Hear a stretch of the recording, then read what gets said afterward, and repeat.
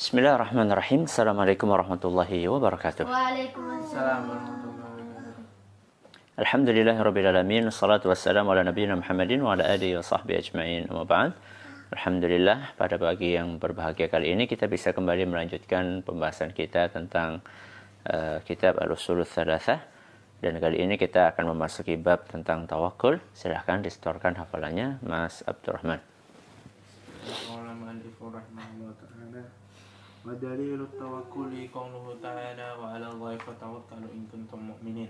Wa qauluhu ta'ala wa may yatawakkal 'ala Allahi fa huwa hasbuh. Nah, Mas Rukasya, barakallahu fiik. Qala Allahu ta'ala wa dalil tawakkuli qauluhu ta'ala wa may tawakkal 'ala Allah Wa 'ala Allahi wa 'ala Allahi fatawakkalu in kuntum mu'minin. Wa qauluhu wa 'ala Allahi wa may. wa may tawakkal 'ala Allah fa huwa hasbuh. Ya, maksudnya Syah, barakallahu fiik. Qala Allah ta'ala wa dalilu tawakkuli qauluhu ta'ala wa may yatawakkal Wa 'ala Allahi wa 'ala Allahi fatawakkalu in kuntum mu'minin. Wa qauluhu ta'ala wa may yatawakkal 'ala Allahi fa huwa hasbuh. Barakallahu fiik. Silakan dibaca terjemahannya halaman berapa, Nak? 52. Ya, Mas Abdurrahman, dalil tawakal. Dalil tawakkal adalah firman Allah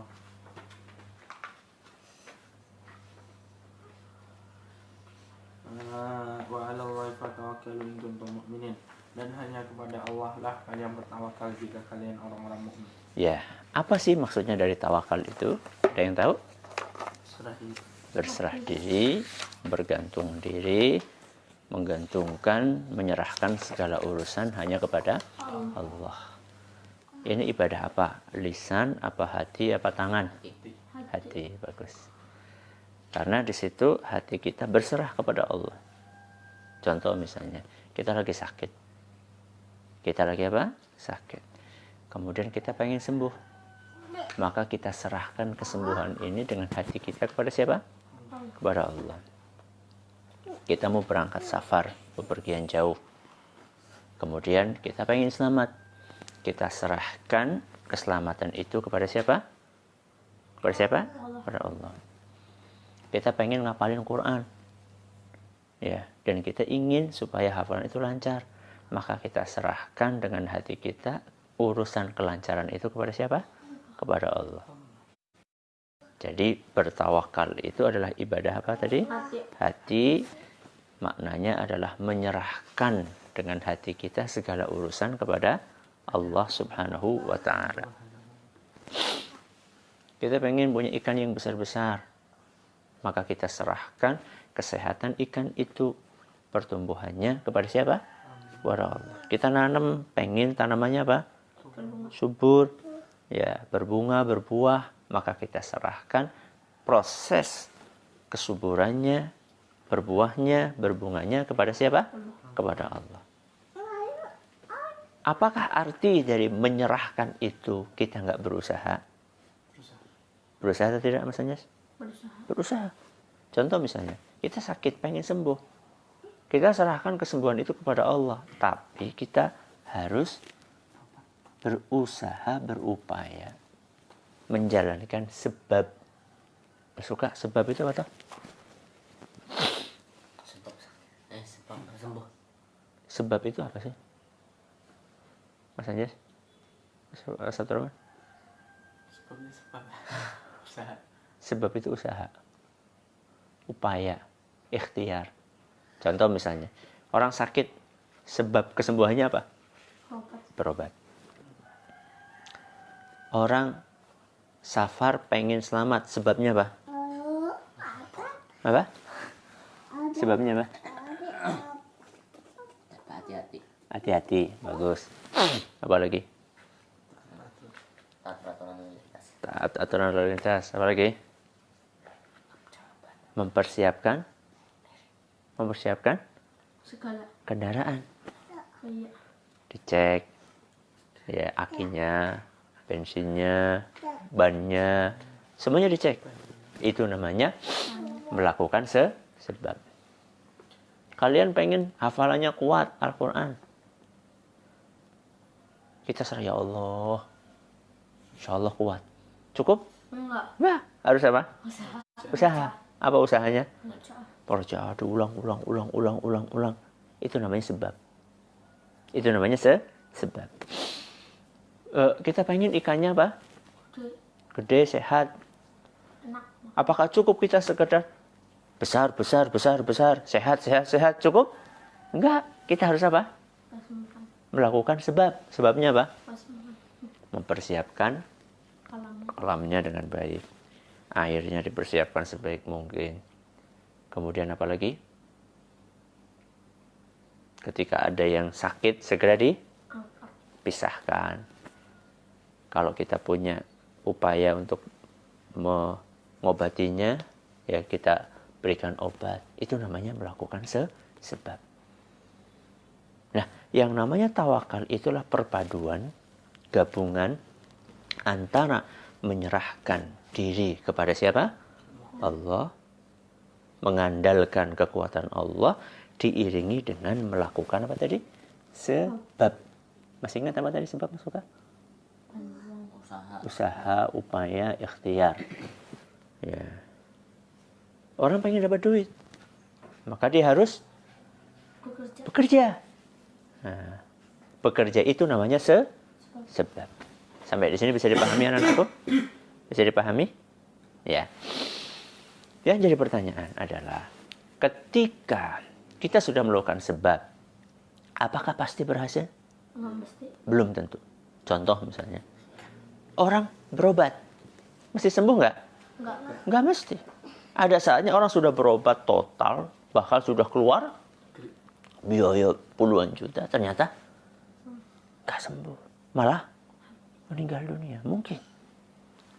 Kita sudah berupaya menyiapkan kolam.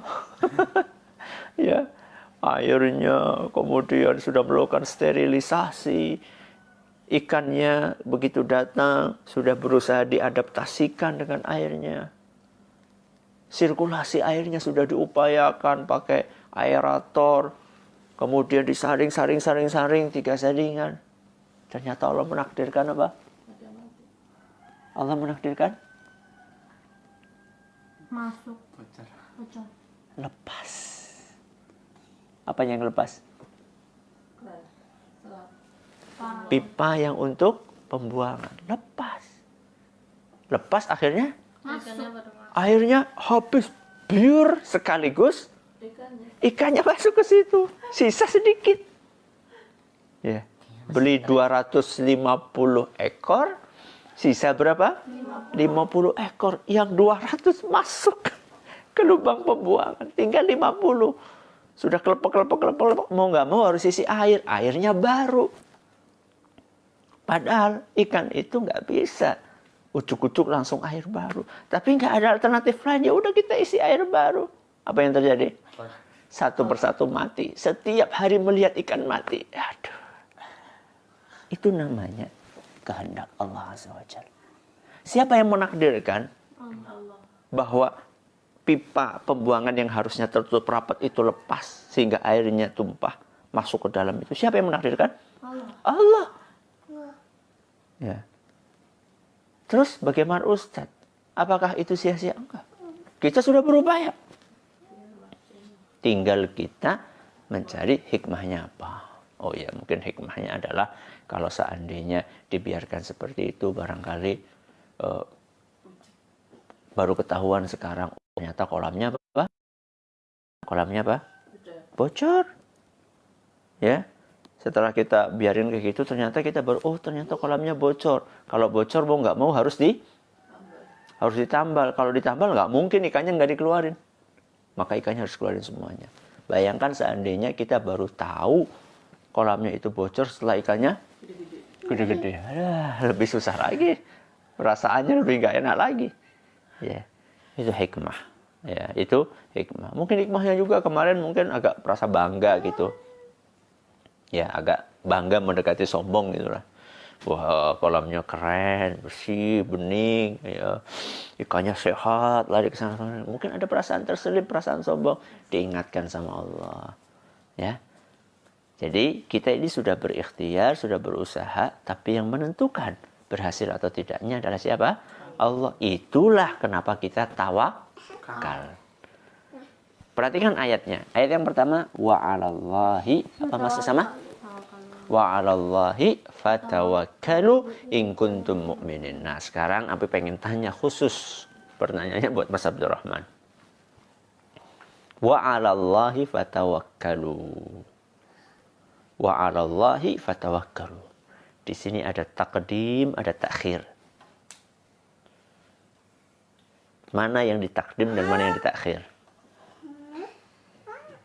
Allah. Allah diapakan? Dahulukan. Didahulukan. Ditaruh di depan.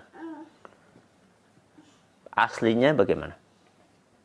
Tawakkalu 'ala Allah. Fatawakkalu 'ala Allah. Aslinya seperti itu dalam bahasa Arab. Fatawakkalu 'ala Allah. Kemudian 'ala Allahnya ditaruh di mana? Di depan. 'Alallahi wa 'alallahi fatawakkalu. Kenapa terjadi ini Mas Abdurrahman? Ada maksudnya enggak? Apa maksudnya? Batasan. Nah, al-hasr.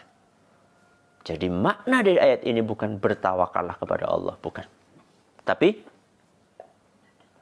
Hanyalah bertawakallah hanya kepada Allah. Apa nak? Bertawakallah hanya kepada Allah. Dari mana kata hanya ini? Dari takdim dan takhir tadi. Ada yang diajukan, ada yang diakhirkan, ada yang diundurkan. Dalam bahasa Arab ini artinya adalah pembatasan atau al-hasr. Bertawakallah hanya kepada Allah, tidak kepada selainnya. Berarti tawakal ibadah atau bukan? Ibadah. Karena nggak boleh kita persembahkan kecuali hanya kepada Allah. Wa 'alallahi fatawakkalu. Bahkan, nah, Bilal. In kuntum mu'minin. Kalau kalian benar-benar beriman. Ya. Berarti tawakal itu salah satu bukti keimanan. Ya, sama Umi dulu. Ya, sama Umi. Orang akan dianggap serius berimannya ketika tawakalnya hanya kepada siapa? Hanya kepada Allah. Jadi manakala ada orang mengaku beriman tapi tawakalnya bukan kepada Allah, berarti imannya belum sempurna, bahkan bisa rusak imannya. Bahkan bisa rusak keimanannya. Wa 'alallahi fatawakkalu in kuntum mu'minin. Berarti tawakal ibadah atau bukan? Ibadah. Kenapa ibadah? Hanya dipersembahkan kepada Allah. Karena di sini diperintahkan untuk tidak dipersembahkan kecuali hanya kepada Allah. Baik.